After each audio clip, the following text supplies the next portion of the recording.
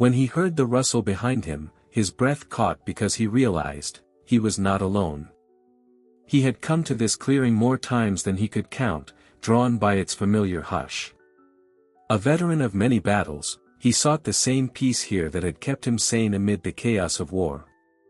Tonight, the air was cool with approaching dusk, and the pines stood motionless, their needles whispering secrets to the wind. He settled onto a weathered log, unpacking a small thermos of coffee and a wool blanket that still smelled faintly of home. The forest seemed to welcome him, its shadows lengthening, its scents deepening, earth and pine and something untamed. He lifted the thermos to his lips, savoring the bitter warmth. Somewhere overhead, a barred owl called out, and the echo floated like a question. He closed his eyes and let the forest's rhythm soothe his ragged nerves. For a moment, the memories of distant gunfire and shouting fell away. Only the present remained, the crackle of leaves beneath his boots, the faint pulse of life all around. Then came that soft, deliberate sound, a twig snapping, precise and deliberate. He froze, heart pounding in his ears. He set the thermos beside him and reached for the flashlight clipped to his belt, thumb brushing the cool metal. He aimed the beam toward the trees beyond his campfire's glow. The light revealed movement, a dark silhouette among the trunks. He exhaled, ready to encounter a deer or perhaps a stray fox. But this was neither. The shape was too large, too purposeful. It stepped forward into the circle of light, and his eyes widened. A lone wolf, lean and composed, emerged from the gloom. Its fur blended with the shadows, and it moved with the silent authority of the wild. He raised his hand, palm open, instinctively offering peace. The wolf halted just beyond the firelight, head tilted slightly, ears angled toward him. Its eyes, golden orbs that seemed to hold ancient wisdom, met his. A chill ran down his spine. He felt both fear and awe, as though confronting something beyond his understanding. He dared not breathe too deeply. The veteran remembered every warning about wolves, fierce, unpredictable, driven by hunger. But this creature did not snap its jaws or bare its teeth. It simply regarded him with calm curiosity, as though measuring the man before it. The wolf took a single, graceful step forward, into the flickering firelight. It sat down, front paws neatly aligned, tail curling around its lean haunches. The veteran's breath hitched. He swallowed hard, fighting the sudden urge to bolt, yet unable to look away. Then, in a movement so gentle it nearly went unnoticed, the wolf lowered its head and placed it squarely on his knee. The weight was light but insistent. His leg tingled at the contact.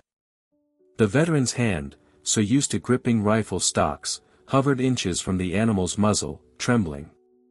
He wanted to pull away, to tell himself this was a dream born of loneliness. But the wolf's head remained, warm and steady, as if seeking comfort from a friend. Shock rippled through him, he, the battle-hardened soldier, paralyzed by the soft press of fur against his skin. Fear touched him at the corner of his mind but did not overtake him. Instead, a profound sense of wonder blossomed in his chest, pushing out the aching memories of loss. Tears stung his eyes, but he kept his gaze on the wolf's, unwilling to break the fragile bond forming between them. He remembered the first time he had held his wife's letter close to his heart, the way its creases molded to his chest. Now, this wild creature offered its trust in a similar gesture, without words or demands. The veteran felt gratitude so fierce it threatened to spill over. No sound broke the moment except the distant murmur of the creek and the soft crackle of dying embers. Time stretched until it felt elastic, as if the universe itself had paused to witness this impossible meeting. He dared not shift, fearing he might shatter the spell. Then the wolf slowly lifted its head, eyes lingering on his. It seemed to nod, an almost imperceptible incline of the muzzle, before rising to its feet. It shook out its coat, each droplet of dew scattering like tiny stars, and paused at the clearing's edge. The veteran's heart thundered as he watched the silhouette fade into the tree line. The clearing felt suddenly vast, empty in a way that made his chest ache. He wrapped his blanket tighter, every nerve alive. His hand stung from the loss of warmth against his leg. He rose unsteadily, gathering his gear, but he could not take his eyes off the spot where the wolf had vanished. He thought it was a chance encounter. He convinced himself of that as he retraced his steps back to the creek and the trail home. Yet even as he walked, his mind played back the golden gaze, the gentle trust, the almost human weight of that fur against his knee. He questioned his senses. Had a wild wolf truly sought him out? Had it chosen him of all people? He reached the logging road that led away from the forest, hands cold, spirit stirred. In the hush of night, he whispered to the dark trees, "I thought it was just a coincidence." But it was something else entirely. He returned to the clearing at dawn 1 week later, heart pounding with equal parts hope and dread. The fallen log where he had first met the wolf lay drenched in morning dew, the pine needles slick beneath his boots. The veteran paused at the edge of the glade, tightening his jacket against the chill, and waited, listening for the softest footfall that might signal the wolf's return. He poured coffee into his hands, drawing warmth from the steam as the sun's pale fingers stretched through the trees. For days, the forest had been silent. No rustle of paws, no glimmer of fur in the undergrowth. He wondered if he had imagined it all. Perhaps exhaustion and longing had conjured a phantom in the shadows. But he clung to the memory of those golden eyes, as alive in his mind as when they'd first met. A twig snapped somewhere to his right. His breath caught. He turned, scanning the gloom. And there, stepping with deliberate grace into the clearing's misty light, was the wolf. Its coat, mottled ash and charcoal, seemed to drink in the dawn glow. It paused at the tree line, head raised, nostrils flaring to confirm his presence. Recognition flickered in its eyes. The veteran stood still, heart thunderous, as the wolf advanced. It carried no sign of fear or aggression, only purpose. When it reached him, it sat, posture regal, gaze steady. At first he thought it would do nothing more than observe. Then something appeared in its mouth, a slender branch, freshly snapped, its bark smooth and pale against the dark earth. The wolf placed the gift at the veteran's feet, lowering its head in a gesture that felt almost ceremonious. He knelt slowly, reaching out with a trembling hand to touch the wood.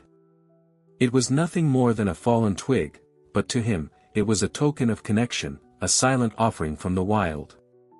He whispered, voice thick with wonder, "I thought it was just a coincidence, but when he sat down beside me, like an old friend, I knew, he came to me." The words felt inadequate to capture the surge of emotion tightening his chest. The wolf's ears twitched, as though it understood, and it leaned back, settling into a comfortable repose. For several minutes, the two of them shared the quiet communion of kindred spirits. The veteran pressed the branch against his heart, closing his eyes to etch the moment into memory. Heat pooled behind his eyelids, tears he refused to shed. He drew a slow breath of pine-scented air, aware of each heartbeat echoing in his ears. When he opened his eyes, the wolf was already rising. It shook its coat, sending droplets scattering like jewels caught in morning light. Without a backward glance, it slipped into the trees, vanishing as effortlessly as it had appeared. The veteran remained on his knees, the branch gripped so tightly his knuckles widened. He rose unsteadily, pressing the twig into his jacket pocket. The clearing felt impossibly large now, devoid of the creature who had claimed it as both realm and refuge. The veteran wrapped his blanket around his shoulders and exhaled, a breath that carried both relief and the ache of separation. He took a single step toward the edge of the glade, then stopped. He looked back at the silent log, at the scattered pine needles, at the spot where the wolf had been. For a moment, he allowed himself to believe he had finally found the closure he'd craved, a sign that his life of solitude was complete. Then doubt nudged at his mind, was this the end, or merely the promise of what was to come? He tucked the branch inside his shirt, pressing it close to his heart. The forest around him stirred with unseen life, the hum of insects, the distant cry of a raven. He tipped his head, as though listening for a whisper. He heard nothing but the pulse of his own blood. As he stepped onto the narrow path that led home, he cast one last glance over his shoulder. Between the trunks, where shadows and light danced, he thought he saw the wolf's silhouette, tall and still. The creature's gaze seemed to linger on him, an unspoken vow passed between them. "I was sure that was it," he murmured to the silent trees, voice low and reverent, but nature was already writing another chapter. With that, he turned and walked away, the gift of the wolf's branch, and the memory of its friendship, warm against his chest. He rose before dawn and made his way back to the clearing, the chill of early morning pricking at his cheeks. The veteran moved quietly now, wary of startling any wildlife. His boots sank into needles damp with dew. In the pale half-light, he scanned the tree lean, half expecting to see those golden eyes watching him at every step. When he reached the fallen log where he had first met the wolf, he paused to light a small fire. He wrapped his hands around the warmth of the coffee mug and exhaled, watching tendrils of steam drift up into the mist. The forest around him seemed to hold its breath, as though waiting for what might come next. He hadn't seen the wolf in 2 days, and the memory of its absence tugged at him. He lifted his gaze to the trees, listening for any sign of movement. He thought of the branch the wolf had left him, tucked safely in his jacket pocket. A gift, proof that the creature had come back for him. Then he heard it, the unmistakable sound of paw steps on pine needles. He turned, heart pounding, and saw the wolf emerge from the gloom. It paused at the forest's edge, nostrils flaring as it confirmed his presence. The veteran's breath hitched. The wolf moved forward, each step measured. It sat down at his side without a sound, as though slipping into a well-worn habit. He raised his hand to stroke its fur, but before his fingers could touch its coarse coat, another sound shivered through the clearing, a deep, resonant snort. He turned. A massive bull moose stood at the tree lean, antlers spread wide like the branches overhead. Its dark eyes fixed on the veteran, nostrils widening with warning. The veteran's mug slipped from his grasp and shattered against the log. He stared, frozen by the sheer size of the creature, heavy-bodied, powerful, unpredictable. He had read that moose could charge without provocation. Now, here it was, muscles twitching beneath a coat the color of damp earth, steps deliberate as it began to advance. Panic flared, but he forced himself to remain still. He thought of every rule he knew for survival in the wild: don't run, don't stare directly, make yourself small. He exhaled through clenched teeth, forcing calm into his racing heart. But he needn't have worried. At the very instant the moose took a threatening step forward, the wolf rose. Its lithe form slid between man and monster. It did not growl. Its hackles did not bristle. It did not bare its fangs. It simply planted itself squarely in the moose's path. The veteran watched in awe. The wolf's posture was unyielding, its gaze steady. For a heartbeat, bull and wolf regarded each other across the small clearing. The moose pawed the ground, impatient, nostrils flaring with steam. Then, as though deciding the fight was not worth the risk, it snorted one final time and pivoted on those immense hooves. It lumbered back into the trees, disappearing as silently as it had arrived. The veteran's chest tightened. He swallowed hard, unable to tear his eyes away from the wolf's form. He approached slowly, every nerve alive. The wolf stood motionless, tail flicking once, as though aware of the gratitude swelling in his chest. He knelt and placed a trembling hand against the animal's side. The fur was warm, reassuring. He whispered, voice thick with awe, he did not roar. He simply became a shield. And I understood, this creature is guarding me. The wolf allowed the touch, then sank back onto its haunches. The veteran noticed a glint of moisture at the corner of its eye, as though it, too, had been tense. He reached to scratch behind its ear, and the animal leaned into the gesture, closing its eyes. For several minutes, they sat together. The veteran's heart slowed with each breath he shared with the wolf. Fear melted into a profound reverence. He realized that the bond between them had deepened beyond any single encounter. When at last the wolf rose and padded away, it glanced over its shoulder once, as if to ensure the veteran understood. Then it slipped back into the forest's embrace, leaving only the echo of its paw steps behind. The veteran remained kneeling for a long time, hand pressed to his heart where the coffee mug had shattered. He felt a new sense of purpose pulsing through him. He rose slowly, gathering his blanket and thermos, and prepared to leave the clearing once more. He cast his eyes back toward the tree line, searching for a final glimpse of his protector. The mist swirled, and for an instant, he thought he saw the wolf's silhouette merge with the fog. He smiled through tears. I thought after this, he would later say, he would disappear forever. But nature was already writing the greatest chapter yet. He returned to the clearing at twilight, the sky bruised purple and rose, and settled by the dying embers of the fire he had built. The veteran adjusted his blanket around his shoulders, listening to the low whisper of the pines. He still carried the wolf's branch gift in his pocket, a talisman against the ache of solitude. He poured coffee into his tin cup, watching the steam rise like a silent prayer. A soft rustle reached his ears, paw steps, but smaller, more hesitant than the wolf's. He looked up, brow furrowed. From the edge of the trees emerged not only the familiar silhouette of the wolf but also a second figure, a tiny wolf pup, fur mottled gray and trembling with uncertainty. It hesitated behind its parent, eyes wide, body crouched low. The veteran's heart stuttered. He set the coffee down and remained perfectly still. The adult wolf advanced, pausing beside him, then looked back at the pup. The little creature took a trembling step forward, nose quivering at the scent of cooked meat. The veteran reached slowly into his pack and drew out a piece of dried venison. He held it out, voice soft, "Here, for you." The pup crept closer, hackles flattened, eyes locked on the meat.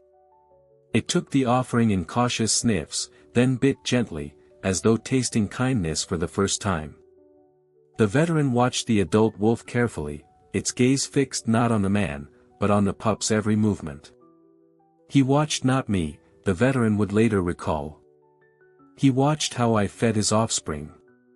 As if testing whether I was worthy of trust. The pup chewed, looking up at its parent with a mix of gratitude and relief. The adult wolf sat back on its haunches, tail curled around protective paws.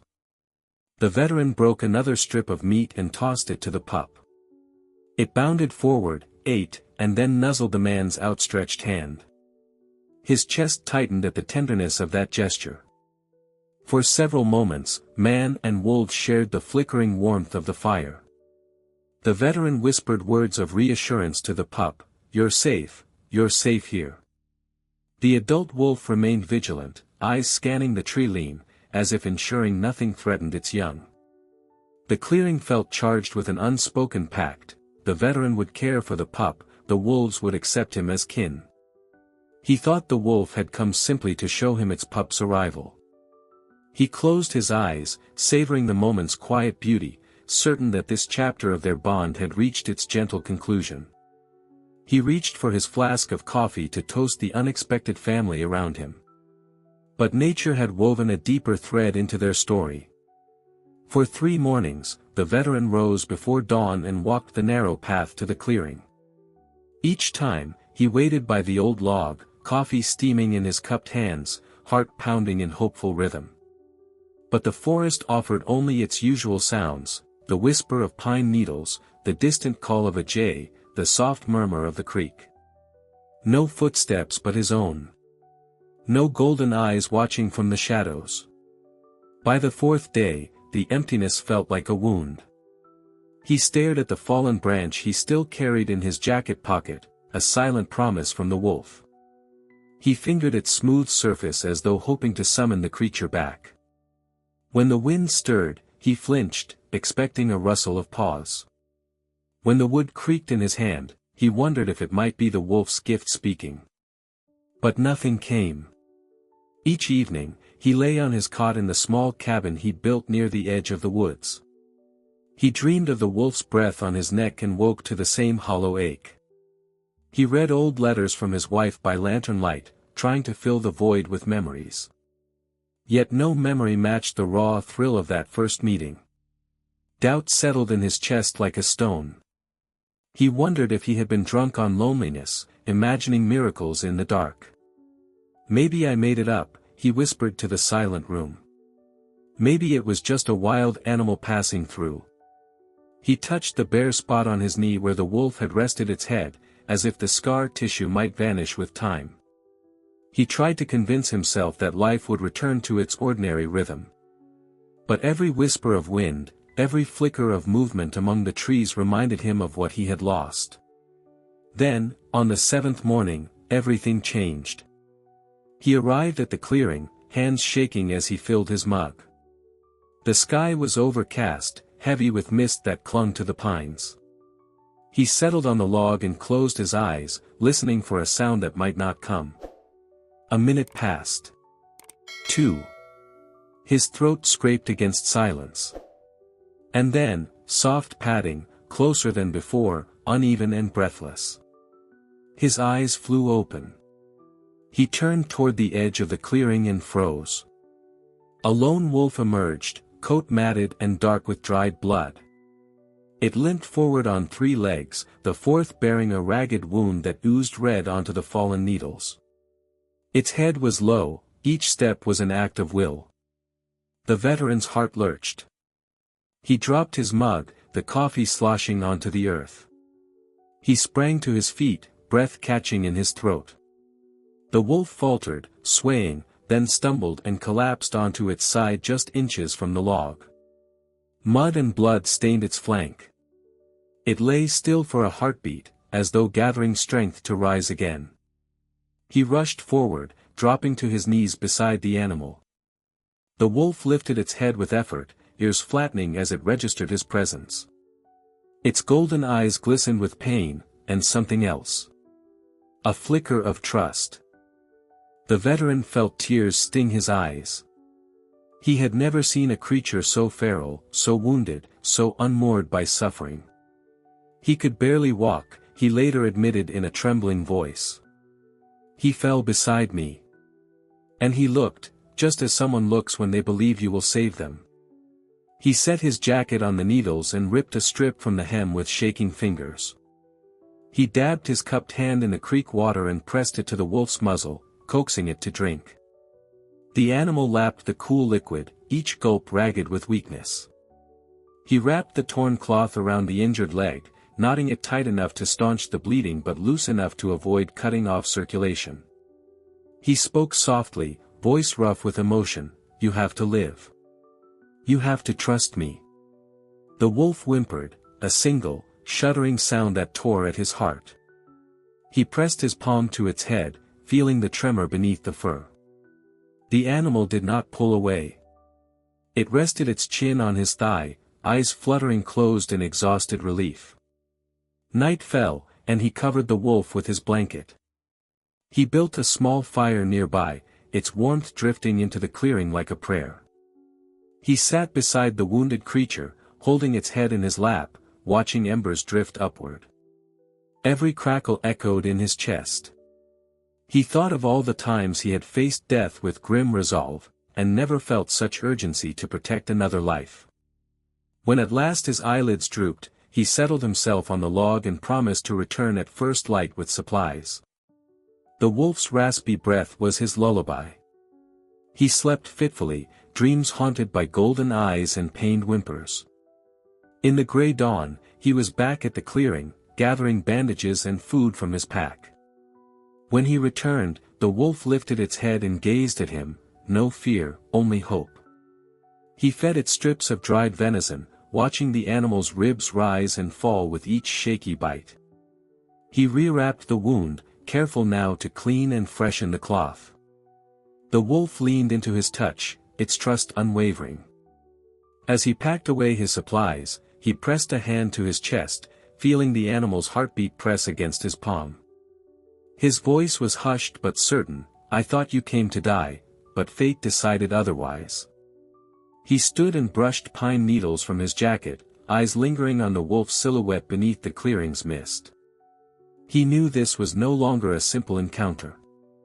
It was a covenant of survival, two wounded souls bound by a fragile thread of trust in the heart of the wild. He moved through the pre-dawn shadows with a bucket of creek water sloshing at his side, each step muffled by damp pine needles. He carried bandages and strips of cloth wrapped in plastic, items that felt foreign in his hands after years of gripping rifle stocks. When he reached the clearing, he found the wolf where he had left it the night before, huddled against the fallen log, breathing shallowly, eyes half closed. He knelt beside the animal, heart pounding at the sight of dried blood matted into its fur. He dipped a rag into the cool water and pressed it gently against the ragged wound. The wolf winced but did not lash out.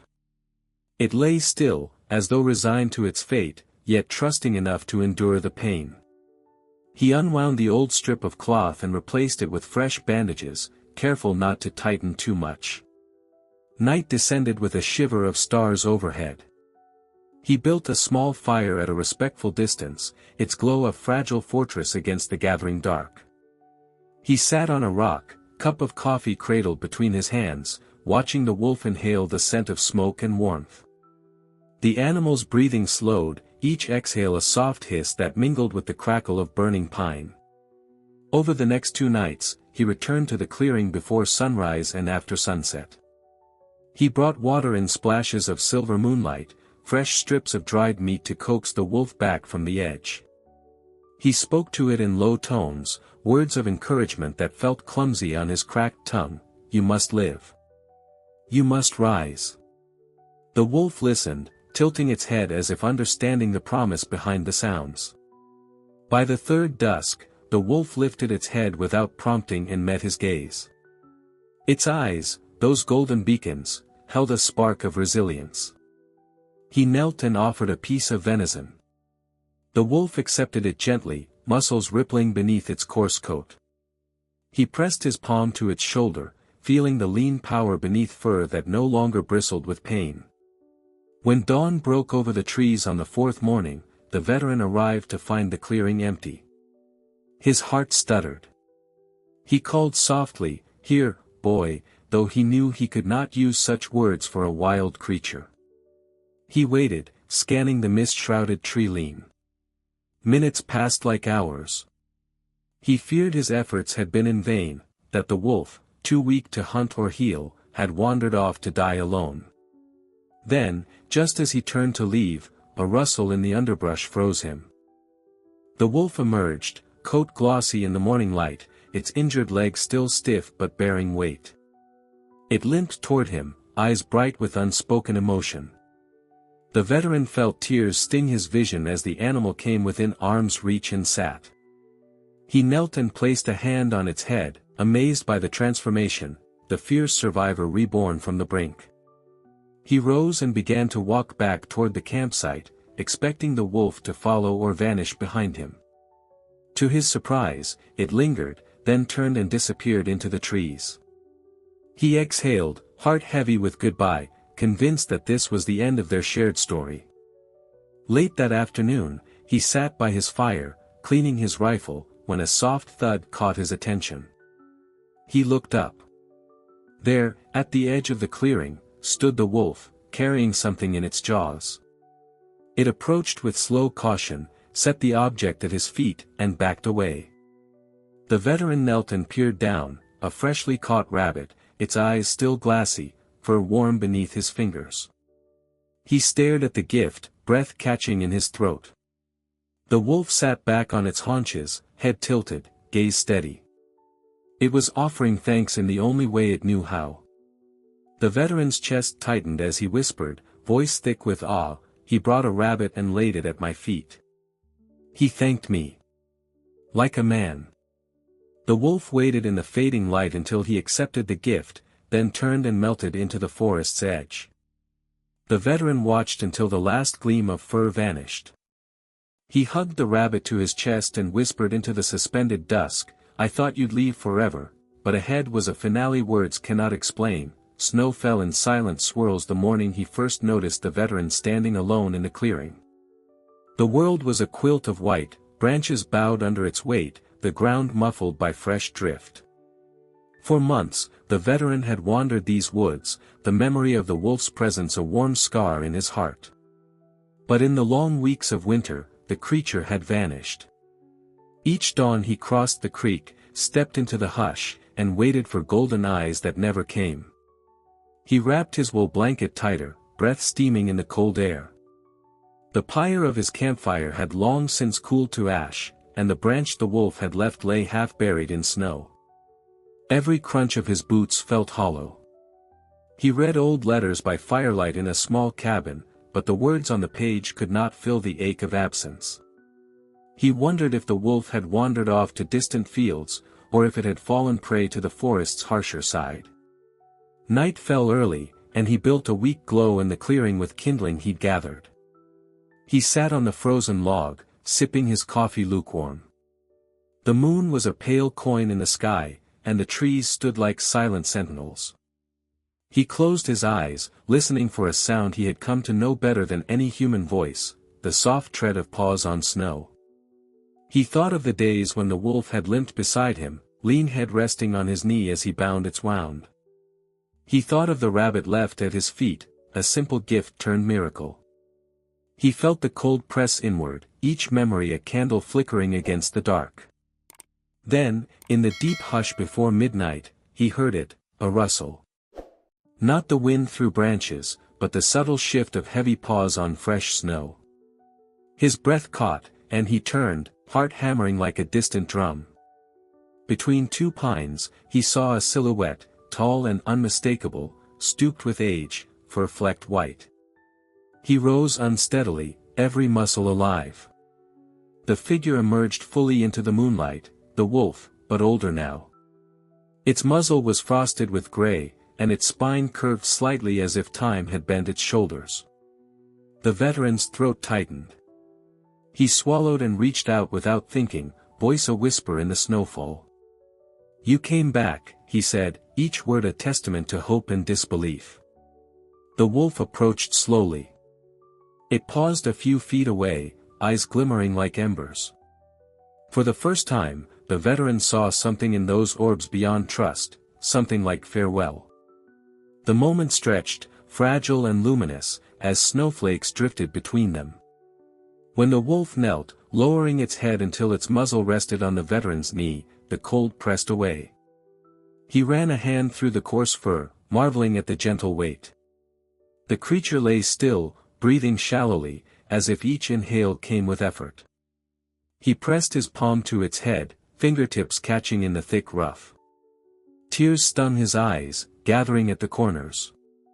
He spoke into the night, voice choked by emotion, "I thought you'd left me forever." The wolf's eyes closed in response, an acceptance of both presence and parting. For long moments, they sat like that, two weary souls bound by seasons of trust. The forest around them held its breath, the trees, the snow, even the moon seemed still, honoring the ancient bond. Each exhale of mist carried memories of warmth and survival, of nights spent under starlight nursing wounds, of gifts exchanged in the raw honesty of the wild. Then, in the hush, the veteran felt an end come near. He knelt fully, forehead resting against the wolf's, and whispered words meant for a friend on the brink of journey's end. "He came to die beside me," he would later recall, voice trembling, "but I felt, he came to say goodbye. To a friend." A tear slid down his cheek, splattering on the snow. The wolf's breathing eased, its muscles relaxing beneath his hand. The veteran closed his eyes, letting the finality wash over him like a tide. He stayed until the wolf lifted its head one last time, gave a soft glance that spoke a world of gratitude and sorrow, and then rose, stepping back into the trees. He watched until its silhouette merged with the shadows, until the only proof of its passing was the single set of pawprints leading out of the clearing. The veteran remained on his knees long after, heart hollow and full at once. He stood slowly, brushing snow from his coat, and cleared his throat against the cold silence. If your heart is racing, you know. Subscribe. Here, they tell the truth about nature. He returned to the clearing on a crisp spring morning, when the last snow had melted into the soft earth and new green shoots pushed through the fallen needles. The veteran moved slowly, each step measured as he searched the ground for any sign of the companion who had become more than a wolf, a guardian, a friend. The forest around him buzzed with life, the chatter of birds, the rustle of small mammals, the promise of renewal. Yet his heart still carried the hollow ache of absence. He knelt beside the log where they first met and studied the soil. There, faint but unmistakable, were tiny pawprints, too small for an adult, perfect for a pup. He traced the track with a fingertip, marveling at the delicate imprints that told a story of resilience. The puppy he had fed and sheltered had survived the winter. A surge of relief warmed him, chasing away the last chill of the season. He rose and followed the trail of prints deeper into the clearing. Each set diverged and converged, as though the young wolf had been exploring its newfound world and then returning to the place where it felt safest. The veteran's chest tightened with a mixture of pride and sorrow. He thought of the night spent nursing its parent back to health, of the gifts exchanged in silent communion. He whispered to the empty air, "You made it." He walked the perimeter of the glade, scanning the edges where forest met field, expecting those golden eyes to appear at any moment. Sunlight filtered through the budding canopy, spotlighting patches of moss and crocus. A gentle breeze stirred the branches, carrying the scent of damp earth and new growth. For a heartbeat, he believed he heard the soft padding of paws behind him. He spun, flashlight long abandoned, to face the tree lean. But there was nothing, only the play of light and shadow. He exhaled, shoulders sagging with the weight of hope deferred. He crouched to examine another set of small tracks, then paused, struck by a flicker of movement at the forest's edge. There, just beyond the reach of the clearing's warmth, two amber eyes glinted, reflecting the sun's rays. He froze, breath caught. The eyes held the same depth he had seen in the adult wolf so many times, a mixture of curiosity, wariness, and something like gratitude. He wanted to call out, to invite the creature forward, but no sound came. The eyes blinked, and in that instant, the figure melted back into the woodlands.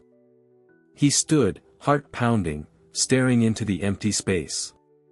He wondered if he had imagined it, a trick of the light, a memory conjured by longing. Yet the pup's tracks lay before him like proof of a life that continued beyond his watch. He pressed his palm to his chest, feeling the echo of that vanished gaze. He thought the story had ended when the forests grew cold and the wolf slipped away for its final farewell. He believed the last chapter closed with the silent departure beneath the winter moon. But nature had one more secret to share. A faint rustle drew his gaze back to the edge of the clearing. A soft whine, almost imperceptible, floated on the breeze. He crept forward, boots brushing against fresh grass. There, among the ferns, he found a single tuft of gray fur tangled on a low branch. He plucked it gently, holding the soft wool between his fingers. The fur bore the subtle warmth of life, as though still carrying the creature's essence. He closed his eyes, tears pricking at their corners. The forest felt alive with presence, every whisper of wind through the pines speaking of the bond they had forged. He realized that endings in the wild were not absolute. They were invitations to remember, to feel, to carry forward the lessons learned in moments of wonder. He pressed the tuft of fur to his heart, letting the memory settle deep. He spoke into the silent woods, voice soft but steady, "They knew who I was.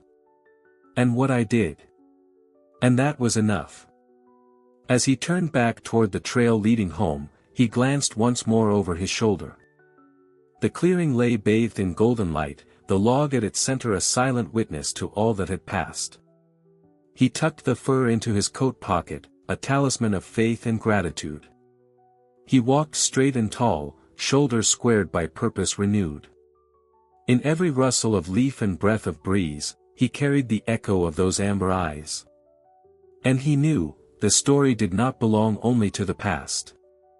Its memory lived on in every whisper of the wind.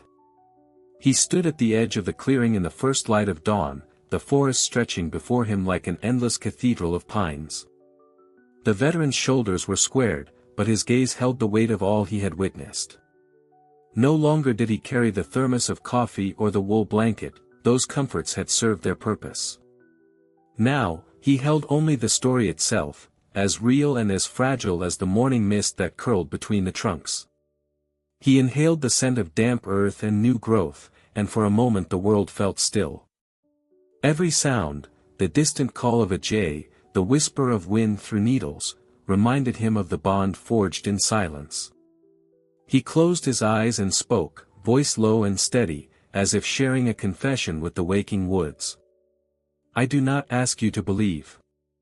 Sometimes I wonder myself if it was all a dream. But if it was a dream, let me remain within it. He opened his eyes and let them trace the path where the wolf had come and gone. In his mind, he revisited the first meeting, the rustle of a twig, the flash of golden eyes, the soft press of fur against his knee. He felt again the tremor of wonder that had risen through him, stronger even than fear. He remembered how the world had shifted in that instant, soldier and wolf bound by a single heartbeat. He took a step forward, boots sinking into the moss, and allowed the memories to flow without restraint. He spoke as though recounting a sacred rite, every word infused with reverence. He came to me in twilight, a silent silhouette born of shadows and longing. He sat without fear, and I, who had faced the roar of cannons, found myself paralyzed by a gentleness I could scarcely comprehend. He paused, fingertips brushing the rough bark of an ancient pine. The forest seemed to lean in, as though waiting for his next words. I thought I understood solitude. I knew the absence of comrades, the echoing emptiness of nights spent beneath foreign skies. I had buried more than one friend, and I had borne the weight of their memories like armor. But nothing had prepared me for the stillness that followed a wild creature's trust. He turned his head, imagining the uncleared snowbanks of winter, the single set of pawprints that had marked both farewell and legacy. He let the memory settle in his chest, a warm ember against the cold of loss. I buried my wife many seasons ago. I survived battles that stole years from my soul. I endured loneliness that carved hollows in my heart. But true peace, real, unbreakable peace, I found only when the wolf laid his head upon my leg. He felt the simple miracle of that gesture as vividly as if it were happening again, a wild heart seeking solace from a man's hand. He closed his eyes, tears slipping down unbidden, and allowed himself one moment of pure vulnerability. Such a thing does not happen, he said, voice thick with awe. And yet I saw it with my own eyes. He opened his eyes, firm now with certainty. He stepped into the clearing, letting the dew wet his boots. Every step echoed like a heartbeat in the hushed cathedral of trees. He paused at the center, where once the embers glowed beneath the night sky. Whether you call it miracle or madness, I make no distinction. All I know is that I was there. I felt his breath. I heard the rustle of his passing. I carried a gift of rabbit meat laid at my feet. I answered a silent plea with water and bandages. He paused once more, head bowed, then lifted his gaze to the eastern sky, where pale light gilded the needles. He spoke the final words slowly, as though carving them into memory itself. I do not ask you to believe. I only pray that you understand the kind of wonder our world still holds, hidden in the depths of the wild. And if this is but a dream, let me never wake. He fell silent, letting the forest's symphony return around him. Then, as if in quiet agreement, a solitary jay called out, and a breeze stirred the branches overhead. He turned his back on the clearing and began to walk the narrow trail that led home, every footstep measured, every breath a benediction. In his pocket, the tuft of gray fur rested like a promise. In his heart, the echo of golden eyes pulsed with unspoken gratitude. When he reached the edge of the trees, he paused and glanced back one last time. The clearing lay bathed in soft light, empty of form but full of presence. He nodded, as though to an old comrade, and whispered into the waking world. If your heart is filled with awe now, write, nature is wiser than us.